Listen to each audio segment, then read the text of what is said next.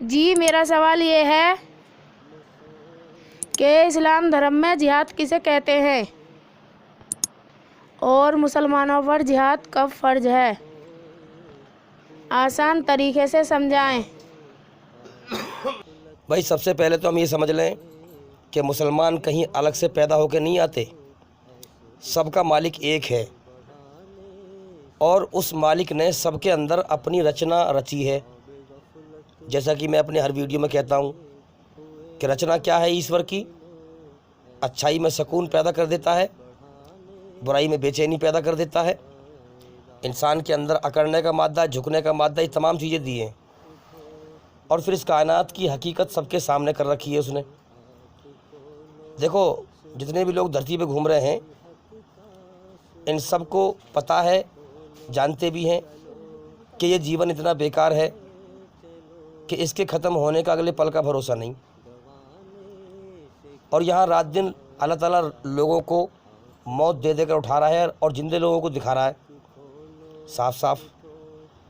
تو اب سوچنا یہ ہے کہ کون غور کرتا ہے جیون کے مقصد پر کہ بھئی صرف اگر یہی جیون ہے کہ کھا لیا کما لیا، بس دنیا میں رہ رہے ہیں، بس دنیا کی سوچیں بس، تو پھر موت کیوں آتی؟ موت تو کبھی بھی آ سکتی ہے۔ جس دنیا میں ہم ہیں یہ دنیا کبھی بھی ہم سے چھین سکتی ہے، یہ دنیا کبھی بھی ہم سے چھوٹ سکتی ہے۔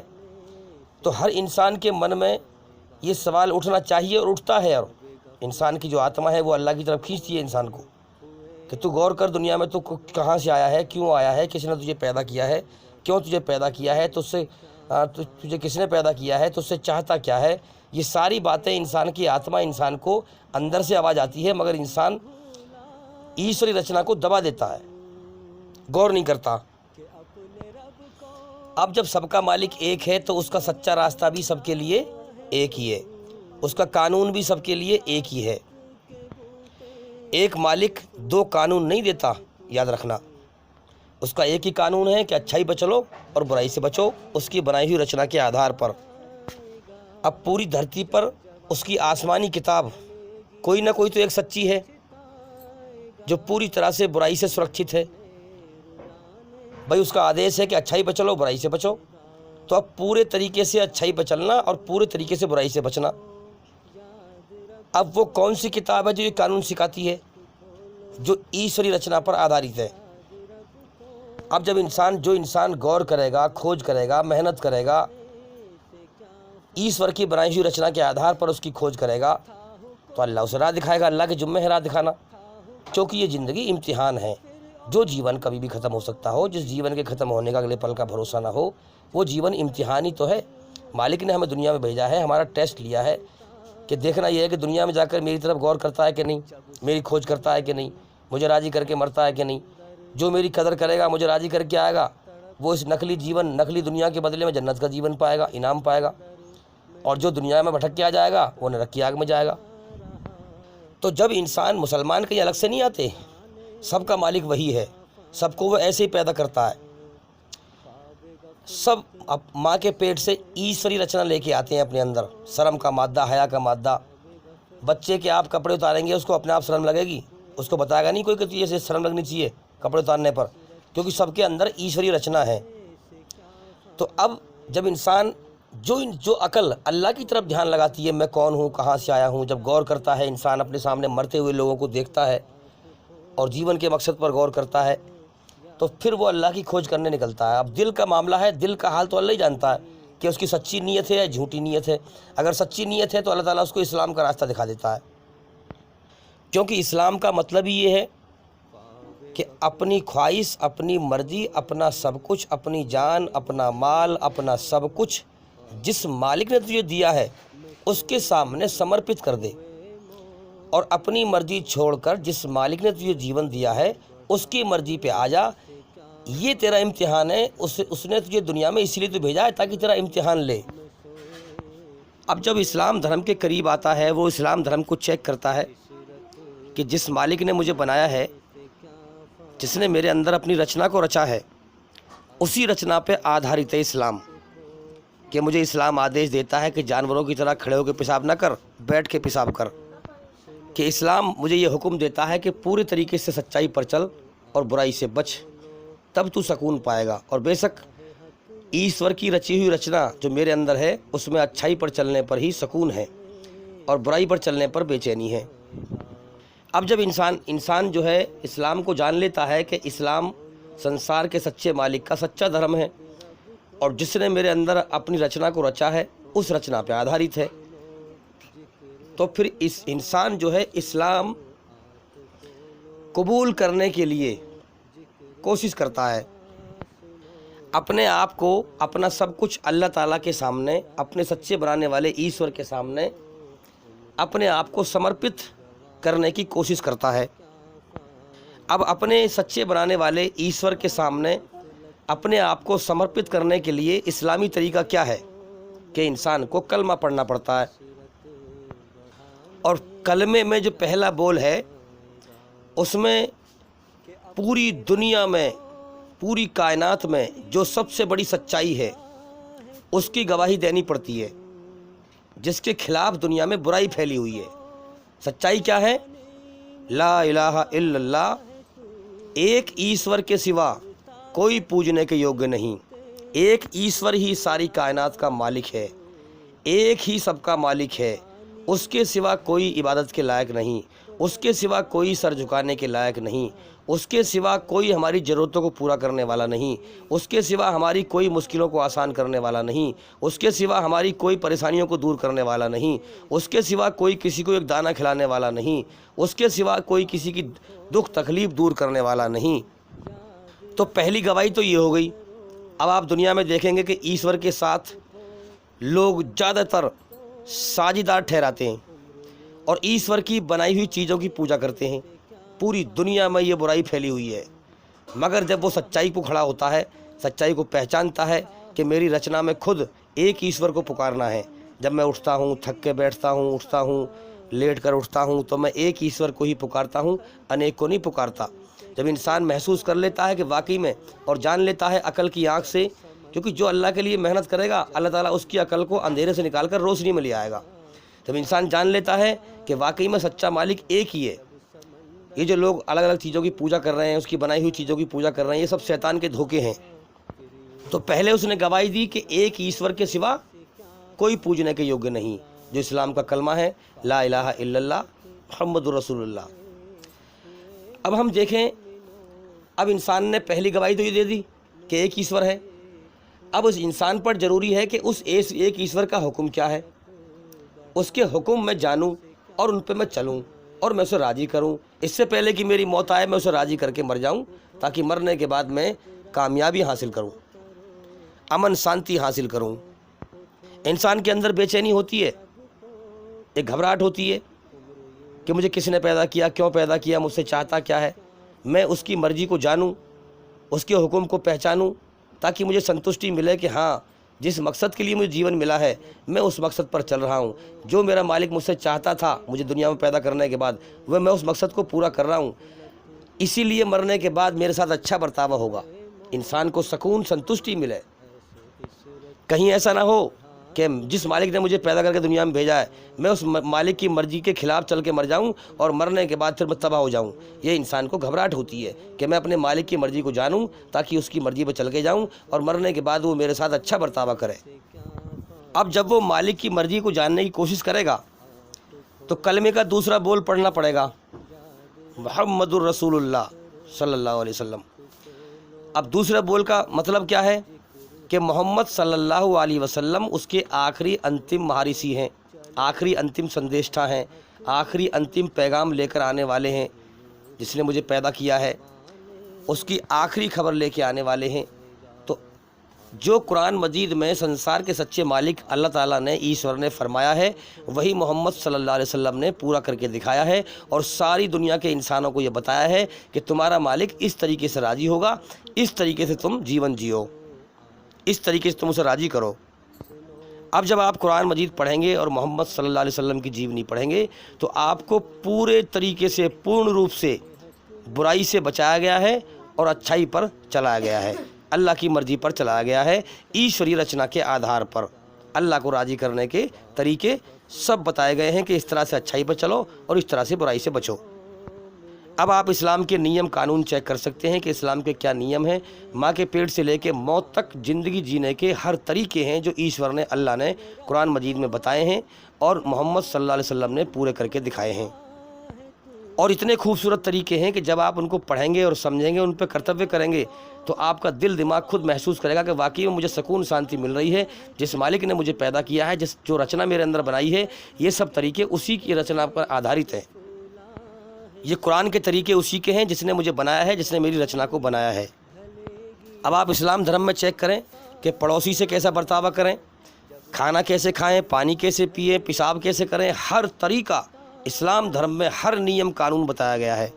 اور سنو ایک بات اور کمال کی، قرآن کا آدیش یا محمد صلی اللہ علیہ وسلم کا آدیش صرف عرب والوں کے لیے نہیں ہے، صرف ایک دھرم یا ایک جاتی والوں کے لیے نہیں ہے، بلکہ پوری دنیا کے انسانوں کے لیے ہے، کیونکہ وہ ساری دنیا کے انسانوں کے لیے آخری نبی ہیں۔ ان کے بعد دھرتی پر اب کوئی نبی نہیں آئے گا۔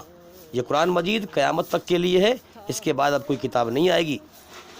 اب بہت سے لوگ کہتے ہیں کہ بھئی، بہت سے جاہل لوگ جو ہیں وہ کہتے ہیں کہ بھئی اب نیا زمانہ ہے، ماڈرن زمانہ ہے، قرآن پرانی کتاب ہے، اس میں پرانی باتیں ہیں، کچھ نئی باتیں بدلو۔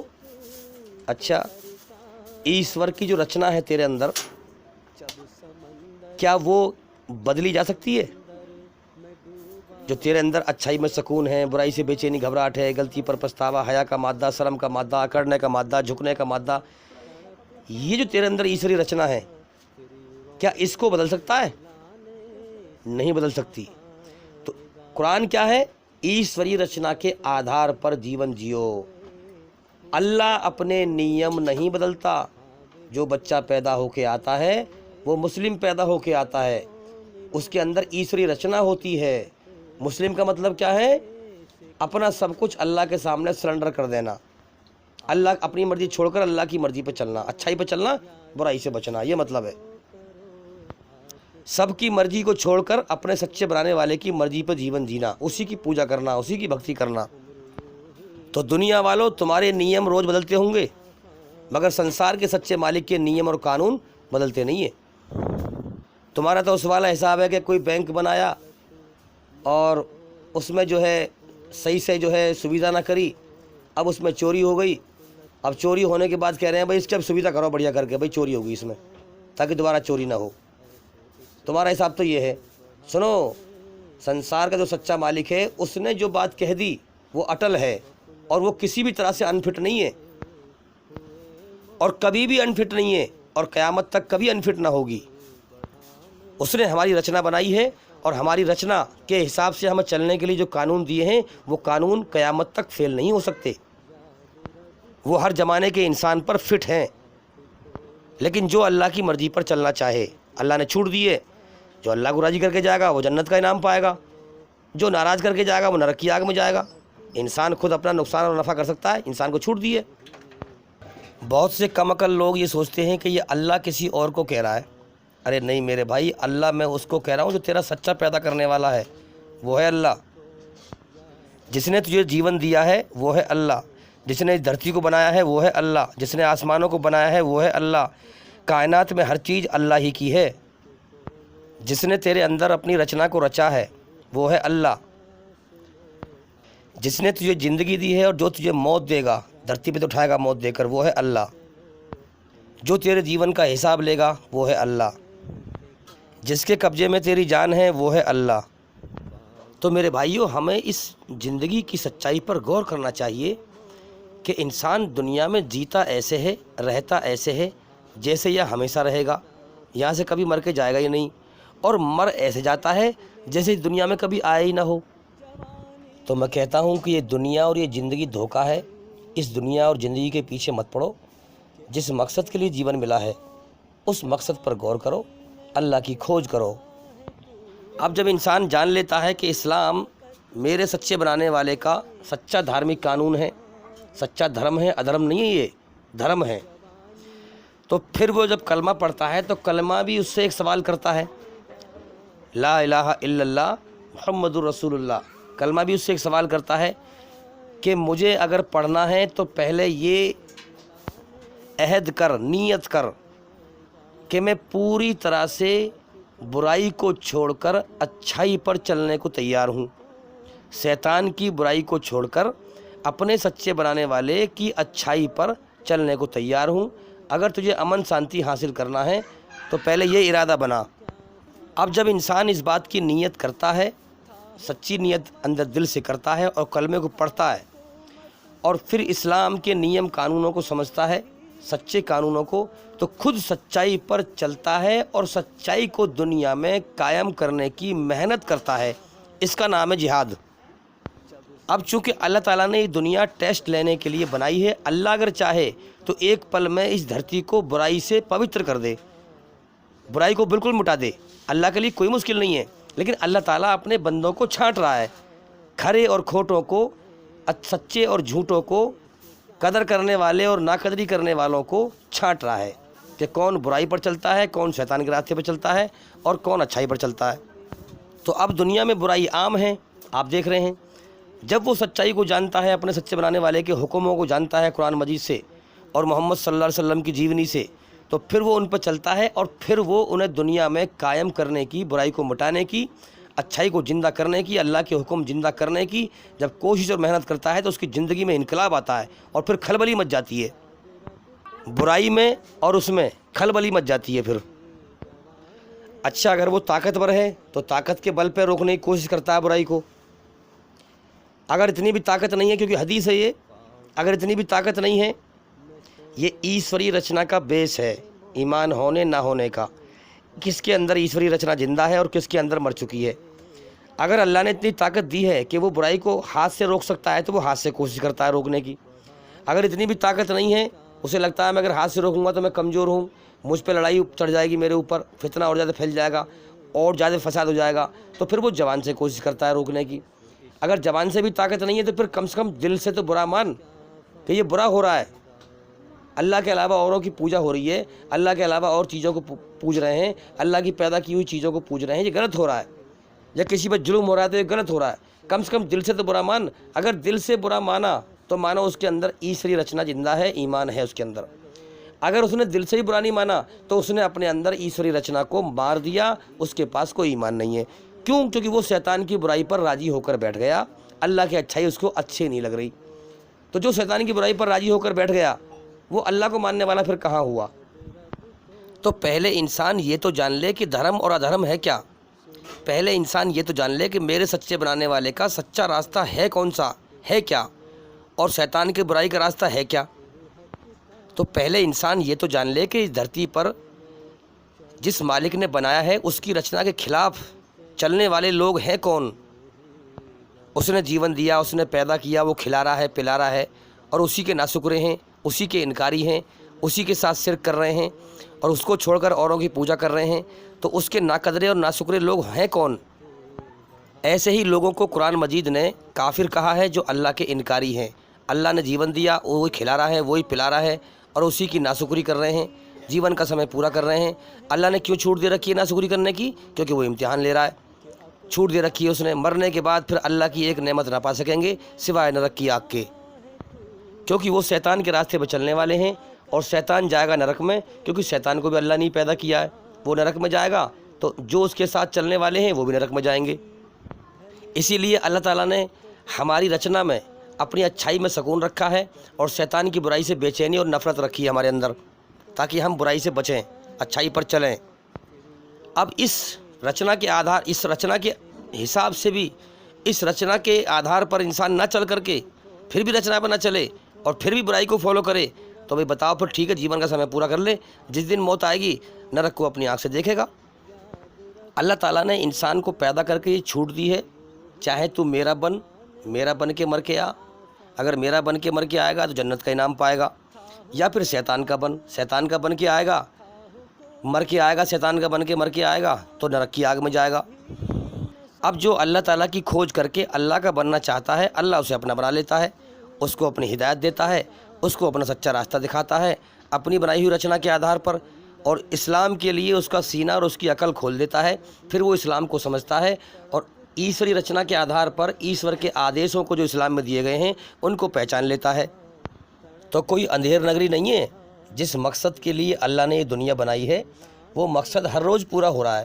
اللہ تعالیٰ اپنے بندوں کو ہر روز چھانٹ رہا ہے، جو اس کی کھوج کرتا ہے اس کو راہ دکھا دیتا ہے اور اس کو روشنی میں لے آتا ہے۔ وہ اسی کائنات میں سمجھ جاتا ہے کہ مرنے کے بعد میرے ساتھ کیا ہونے والا ہے اور میرے مالک نے مجھے کیوں پیدا کیا ہے۔ اللہ تعالیٰ اس کے من ہی من میں، اس کے اندر اس کی عقل کو سچائی دنیا کی دکھا دیتا ہے، اس کا دنیا کا دھوکہ ہٹا دیتا ہے اور سچائی کی روشنی میں اسے لے آتا ہے۔ جب وہ سمجھ جاتا ہے تو وہ سچائی پر چلتا ہے اور سچائی کو دنیا میں قائم کرنے کی محنت کرتا ہے۔ اب مجھے ذرا آپ ایمانداری سے ایک بات بتائیں، کوئی انسان سچا اور اچھا ہو اور میں اس کے ساتھ وفاداری کروں تو وہ کیا مجھے ایسے چھوڑ دے گا؟ وہ مجھے انعام نہیں دے گا؟ تو ایمانداری سے بتاؤ کہ سنسار کے سچے مالک اللہ سے بڑا سچا کون ہے اور اچھا کون ہے؟ جب میں اللہ کی سچائی کو پھیلاؤں گا، اس کے حکم کو دنیا میں غالب کرنے کی محنت کروں گا، میں یہ چاہوں گا کہ دھرتی پہ میرے رب کی پوجا ہو، جو سچا مالک ہے اسی کی عبادت ہو، اس کے لیے میں محنت کروں گا، تو کیا اللہ مجھے ایسی چھوڑ دے گا؟ اللہ مجھے ہمیشہ کا جیون دے گا، جنت کا انعام دے گا۔ بس مرنے کی دیر ہے۔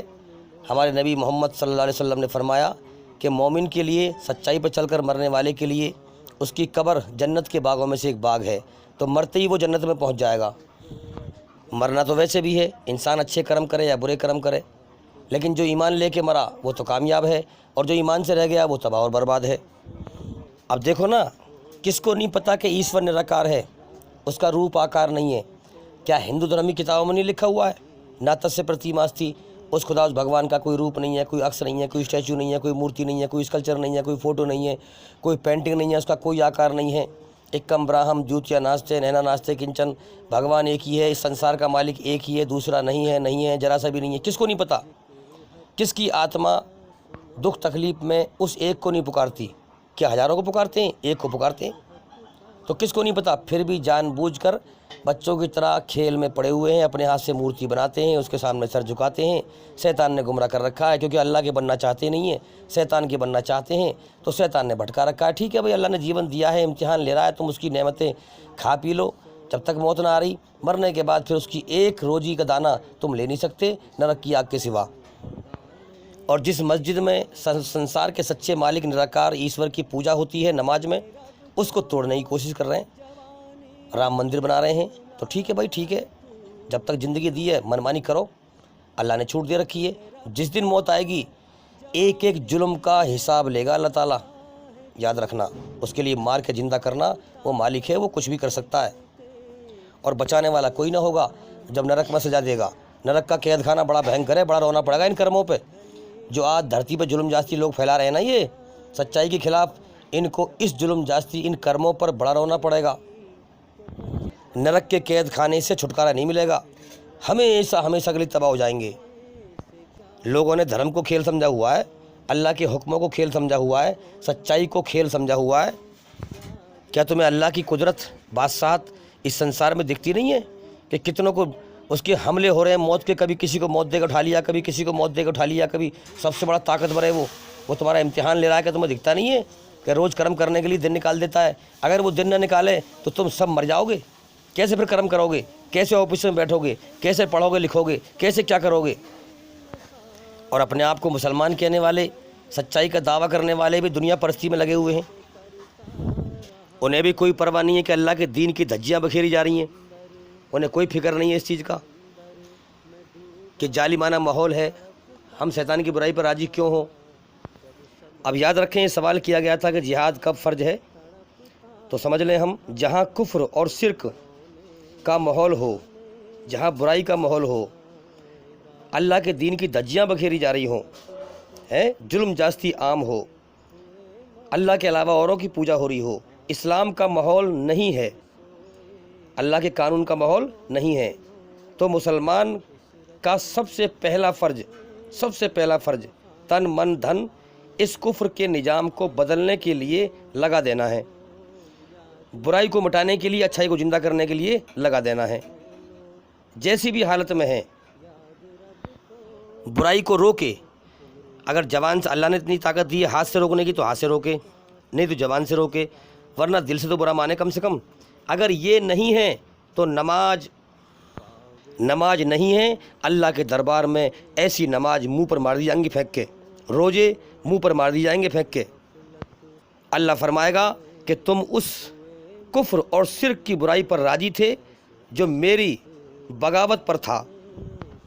اگر تم سچے مجھے ماننے والے ہوتے تو شیطان کی برائی پر راضی ہو کر نہ بیٹھتے، دنیا پرستی میں نہ لگتے۔ اصل میں تم دنیا پرست تھے، نماز تمہاری دکھاوا، روزے تمہارے دکھاوا، تمہارا سارا دھیان، ساری کوشش سب دنیا پہ لگ رہی، دنیا پہ خرچ ہو رہی، دنیا کی زندگی اچھی سے اچھی بنانے کے لیے، دنیا میں پھلنے پھولنے کے لیے۔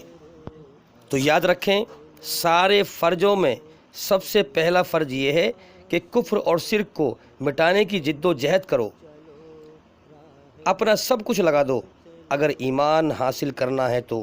جب تک انسان برائی کو مٹانے کے لیے، اچھائی کو زندہ کرنے کے لیے جد و جہد نہیں کرے گا، کھڑا نہیں ہوگا، اللہ تعالیٰ ایمان کا راستہ نہیں کھولے گا، کیونکہ اب کوئی نبی نہیں آئے گا، اب یہ ذمہ داری اس امت پر ہے۔ تو ہر مسلمان کو چاہیے کہ جیسی بھی حالت میں ہے، جیسی بھی حالت میں اللہ نے اسے پیدا کیا ہے، اسی حالت میں وہ جد و جہد کرے اچھائی کو زندہ کرنے کی۔ اسی کا نام جہاد ہے۔ اب یہ ہماری ذمہ داری ہے کہ ہم پوری دنیا کے انسانوں کو اسلام کا پیغام پہنچائیں، کیونکہ اسلام سچ ہے اور باقی اس کے علاوہ سب برائی ہے، سنسار کے سچے مالک کی۔ تو اسلام کا جو قانون ہے وہ سنسار کے سچے مالک کا اس دھرتی پر سچا قانون ہے، اس کے علاوہ جو بھی طریقے ہیں سب برائی ہے۔ تو ہم جب تک سچائی کو نہ پہنچائیں گے، لوگ برائی کو کیسے سمجھیں گے کہ ہم برائی میں ہیں؟ جب تک روشنی نہیں پھیلے گی، لوگ اندھیرے کو ہی جو ہے روشنی سمجھتے رہیں گے۔ جب ہم روشنی پھیلائیں گے جبھی تو لوگ روشنی میں آئیں گے۔ اور آج کل مسلمانوں کا حال کیا ہے کہ مسلمانوں میں پیدا ہو گئے ہیں، ہمارے باپ دادا بھی نماز پڑھتے تھے، ہم بھی پڑھتے ہیں، ہمارے باپ دادا بھی جو ہے رمضان رکھتے تھے، ہم بھی رمضان رکھتے ہیں، اور اصل دھیان لگا ہے دنیا کی زندگی اچھی سے اچھی بنانے کا، دنیا پرستی کرنے کا۔ اللہ کی پرستی سے نہیں ہو رہی، دنیا کی پرستی سے ہو رہی ہے، کیونکہ جو اللہ نے طاقت دی ہے شریر میں اور عقل میں، عقل کی طاقت، شریر کی طاقت، جو انسان جہاں لگاتا ہو اسی کی پرستی کر رہا ہے، وہ تو سیدھی سی بات ہے۔ تو جس کی عقل اور جس کا ساری طاقتیں دنیا پہ لگ رہی ہو تو دنیا کی پرستی ہو رہی ہے، دنیا کی پوجا کر رہے ہیں۔ پھر اللہ کے دین کو پھیلانے کے لیے ہم محنت کریں، طاقت لگائیں، تو اور پھر ہم نماز پڑھیں اور پھر ہم جو ہے اللہ کی عبادت کریں، تو وہ ہے اللہ کے لیے اللہ کی پرستی کرنا، اللہ کی عبادت کرنا اسے کہیں گے۔ لیکن لوگ دنیا پرستی میں لگے ہوئے ہیں، دنیا پہ دھیان لگا ہوا ہے، دنیا کی زندگی اچھی سے اچھی بنانے میں لگے ہوئے ہیں۔ اس برائی کے ماحول میں، کفر کے ماحول میں پھلنے پھولنے میں لگے ہوئے ہیں، اچھی سے اچھی جائیداد بنانے میں لگے ہوئے ہیں، بینک بیلنس بنانے میں لگے ہوئے ہیں، اپنے بچوں کو اللہ کا قانون، اللہ کا دین نہ سکھا کر دنیا کی پڑھائی پڑھانے میں لگے ہوئے ہیں۔ اور کیا کہتے ہیں، اگر غریبی بھگانی ہے تو اپنے بچوں کو ڈاکٹر بناؤ، انجینئر بناؤ، جج بناؤ، انہیں پڑھاؤ۔ یعنی بس دنیا دکھائی دے رہی ہے، موت کے بعد کی زندگی سے اندھے ہیں، کیونکہ اللہ کی طرف غور ہی نہ کیا تو اندھے تو رہیں گے، اندھکار میں ڈوبے ہوئے ہیں۔ تو یاد رکھیں، اگر ہم نماز پڑھ رہے ہیں اور ہم جو ہے دین کا دکھاوا کر رہے ہیں اور ہماری ساری عقل کی طاقت، شریر کی طاقت دنیا پرستی پہ لگ رہی ہے، تو یہ سب حرام ہے، سب حرام ہے۔ اس لیے اپنا سب کچھ اللہ کے دین کو غالب کرنے کے لیے لگا دو اگر ایمان حاصل کرنا ہے تو۔ اس امت کو شیطان نے قرآن سے کاٹ دیا ہے، جگہ جگہ دیکھیں آپ قرآن کو بنا سمجھے پڑھنے والے ملیں گے۔ اب ہمیں جماعت میں بھی ہم دیکھتے ہیں حدیثیں، فضائل اعمال، فضائل پڑھائے جاتے ہیں کہ فلاں چیز کے فضائل کیا ہیں، فلاں چیز کے فضائل کیا ہیں، جن کا تعلق اس ماحول سے تھا جب کہ دین قائم ہو چکا تھا۔ اگر دین قائم ہو تو آپ فضائل پڑھیں، آپ ساری چیزیں پڑھیں، لیکن اللہ کا دین اگر غالب نہیں ہے اور پھر ہم ان چیزوں میں لگیں تو یہ اللہ کے ساتھ بغاوت ہے، کیونکہ اللہ کو سچا ماننے والا اللہ کے دین کو غالب کرے گا۔ آج ہم دیکھ رہے ہیں کہ ہم ماحول نہیں دیکھ رہے، کیسا ماحول چل رہا ہے، ہمارے دائیں بائیں کیا ہو رہا ہے، ہمارے ساتھ کیا سازش کی جا رہی ہیں، اور لوگوں کا عقل بند ہے بالکل۔ نفل کی بات ہو رہی ہے، مسجد میں بیٹھ کر قرآن کے ایک ایک حرف پہ کتنا ثواب ملے گا، اور کفر چڑھائی کر کے آ رہا ہے ہمارے اوپر، ہمیں کوئی احساس نہیں ہے۔ ہم نے جو ہے دعوت نہ دی، اللہ نے اسی کفر کو ہمارے اوپر چڑھا دیا۔ یہ اللہ کا جابی تو ہے، اور کیا ہے۔ اگر دین غالب ہے تو خوب نفل پڑھو، ورنہ پہلے فرض کرنے ہوں گے، اور فرضوں میں سب سے پہلا فرض جہاد ہے، سچائی کے لیے زندہ کرنے کے لیے، برائی کو مٹانے کے لیے جد و جہد کرنا، کیونکہ اللہ کی سچائی سے اللہ کو ماننے والا سچائی پر چلے گا اور سچائی کو برائی پر غالب کرے گا۔ اللہ کے حکم سچائی کو برائی پر غالب کرے گا۔ یہ ہے سچائی پر چلنے والے کی پہچان، سچے مومن کی پہچان۔ یہ نہیں ہے کہ سارا دھیان دنیا کی کامیابی پر لگا ہوا ہے کہ میں اولاد کو زیادہ سے زیادہ مال اکٹھا کر کے مر جاؤں، اولاد میری آسان رہے۔ یہ دھوکہ ہے میرے بھائیوں۔ اور دین پیچھے کی چیز ہے کہ بھائی چلو اب تھوڑا بہت دین کا بھی کام کر لیں، نماز پڑھ لیتے ہیں، روزے رکھ لیتے ہیں، باقی ساری طاقتیں لگ رہی ہیں دنیا پرستی پہ۔ تو اللہ تعالیٰ ان چٹنگ بازیوں کو دیکھ رہا ہے، جیسے کرم کرو گے وہ ویسے ہی بدلہ دے گا۔ آخر مر کے لوٹنا اللہ کی طرف ہے نا۔ تو انسان کسی کا کچھ نہیں بگاڑ رہا، اپنے ہی نقصان کر رہا ہے۔ اس دنیا کے چکر میں اپنی موت کے بعد کی زندگی آخرت کو برباد کر رہا ہے۔ تو دین پیچھے کی چیز ہے، بھائی چلو بھائی تھوڑا بہت دین کا بھی کام کر لیں، آخر اپنے آپ کو دھوکہ بھی دینا ہے۔ جسم فروش عورتیں بھی تو اچھائی کا ڈھنگ اپنا کر برقع پہن کر نکلتی ہیں، اچھائی کر کے اچھائی کا لباس پہن لوں ہیں۔ تو ایسے ہی جو ہے ہم نے بھی داڑھی، ٹوپی، کرتا پاجامہ، دین کا چولا پہن رکھا ہے، اور ایمان کی روح اندر سے نکل گئی۔ جیسے مردہ ہوتا ہے، آنکھیں تو ہیں مگر دیکھ نہیں سکتا، کان تو ہیں مگر سن نہیں سکتا کیونکہ مردہ ہے، روح نکل گئی اس کے اندر سے، ہاتھ ہے مگر پکڑ نہیں سکتا، پیر ہیں چل نہیں سکتا۔ اسی پرکار سے مسلمان ہونے کا صرف دکھاوا ہے، ایمان نہیں ہے اندر۔ ایمان تب حاصل ہوگا جب اللہ کا انسان علم حاصل کرے گا اور اسے پھیلائے گا، سچائی کو زندہ کرنے کے لیے جد و جہد کرے گا۔ تو آج کیا حال ہے؟ ساری محنت، ساری کوشش، ساری طاقت لگ رہی ہے دنیا پرستی پہ، اور دین کا تو خالی چولا پہن رکھا ہے۔ دینداری کی آڑ میں اصل میں دنیا داری ہو رہی ہے۔ تو میرے بھائیوں، یہ چیٹنگ بازی اللہ تعالیٰ سب دیکھ رہا ہے۔ ہاں، اگر دین قائم ہے اللہ کا، اللہ کی شریعت قائم ہے، اللہ کا قانون قائم ہے، برائی پست ہے، تو ٹھیک ہے، آپ اچھے سے اچھا کھائیں، اچھے سے اچھا پئیں، دنیا میں دھیان لگائیں۔ لیکن اللہ تو چاہتا ہے کہ میری نعمتیں تم پر ظاہر ہوں۔ لیکن اگر دین پست ہے اور شیطان کی برائی حاوی ہے تو پہلا فرض دین کو غالب کرنے کی جد و جہد ہے۔ اب آج کا مسلمان اپنے آپ کو دھوکہ دینے میں لگا ہوا ہے، کہتا ہے کہ بیوی بچوں کے حقوق پہلے ہیں، بیوی بچوں کا پیٹ پالوں یا دین پہ چلوں؟ تو پھر تو بیوی بچوں کا پیٹ ہی پال لے، تو پھر تو اللہ کا ناقدرہ ثابت ہوگا۔ تو اللہ کے حکم پھر کہاں پورے کر رہا ہے؟ جس مقصد کے لیے جیون دیا اس کو کہاں پورا کر رہا ہے؟ تو پھر اپنی دنیا پرستی میں لگا ہوا ہے، تیرا یقین ہی نہیں ہے کہ اللہ پالنے والا ہے۔ ارے بیوی بچوں کو بھی دیکھ، اللہ کے دین پہ بھی چل، اللہ پہ یقین کر کے اللہ پالنے والا ہے۔ اگر تو دین پہ چلے گا تو اللہ تیرے بیوی بچوں کو بھوکا نہیں مارے گا۔ یہ بیوی بچوں کے حقوق کیا صحابہ اکرام نہیں جانتے تھے اس چیز کو؟ جب انہوں نے برائی کو مٹانے کے لیے جد و جہد کی، جنگ لڑی ہیں، گھروں سے نکل گئے، ہاں ان کے بچے تلواروں سے کاٹ دیے گئے، انہوں نے اللہ کو راضی نہیں کیا۔ مگر تمہیں دنیا پرستی کرنی ہے۔ جو زندگی اصل ہے، امن شانتی کا جیون، جنت کا جیون، اس کی کوئی فکر نہیں ہے، اور دنیا کے کھیل تماشے میں اپنے جیون کو برباد کر رہے ہیں۔ تو میرے بھائیو، دنیا کی زندگی تو اصل میں ہے ہی کھیل تماشا، اللہ خود فرما رہا ہے، اس کے پیچھے نہ پڑو، تیاری کرو آخرت کی، اس زندگی کی جو مزے کا جیون ہے۔ یہ تو بہت افراتفری کا جیون ہے، کتنے لوگ روز مر رہے ہیں، بیماری پھیلی ہوئی ہے، دکھوں میں لین ہیں، مصیبتوں میں لین ہیں۔ ہاں، بڑا عجیب سسٹم ہے بھائی دنیا کا کہ کتنے لوگ مر رہے ہیں دھڑا دھڑ، انسان سن رہا ہے مرنے کی خبر، دیکھ رہا ہے، پھر بھی اپنی موت سے بے خبر ہے کہ میں بھی کبھی بھی مر سکتا ہوں۔ تو یہ زندگی تو ہنس کے رو کے گزر جائے گی، بہت تھوڑا سمے ہے بھائی، اللہ کو راضی کرو تاکہ ہمیشہ کا جیون جنت کو حاصل کرو، وہ ہے جیون اصل میں، اور جہنم سے بچ جاؤ۔ تو میرے بھائیو یاد رکھیں، اگر آپ کفر کے ماحول میں اس سے راضی ہیں، شیطان کی برائی پر راضی ہیں، تو آپ 40%، 50% یا 70% یا 80% کافر ہیں، اس لیے کہ آپ اس ماحول کا جز ہیں، حصہ ہیں جس میں کفر کا نظام ہے، کفر کی حکومت ہے، کفر کا سسٹم ہے۔ اگر آپ کفر پر راضی ہیں، اور کفر کرنے والا اور کفر پر راضی رہنے والا کبھی بھی جنت میں نہیں جائے گا، جہنم کی آگ میں جائے گا، کیونکہ کفر پہ چلنا اور کفر پہ راضی ہونا اپنے سچے بنانے والے مالک کے خلاف چلنا ہے۔ تو میرے بھائیوں، یہ زندگی دھوکہ ہے، یہ جیون دکھوں سے بھرا ہوا ہے، غموں سے بھرا ہوا ہے۔ اللہ تعالیٰ خود فرماتا ہے قرآن میں، اللہ نے فرمایا کہ ہم نے انسان کو محنت اور مشقت ہی میں پیدا کیا ہے۔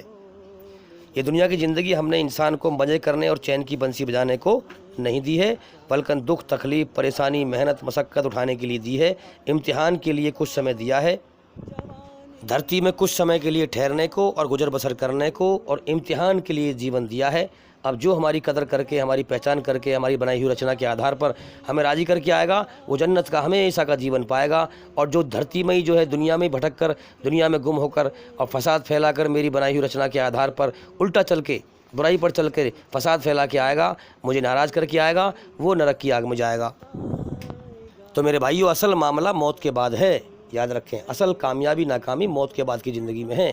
مگر مسلمانوں نے آج ان باتوں کو کھیل بنا لیا، ادھر کو سنتے ہیں ادھر کو نکال دیتے ہیں، دل میں بات جمتی نہیں اور اپنی دنیا کے کھیل تماشے میں لگے رہتے ہیں، ساری کوشش، ساری محنت دنیا پہ لگی رہتی ہے، اللہ کے دین پر دل جمتا نہیں۔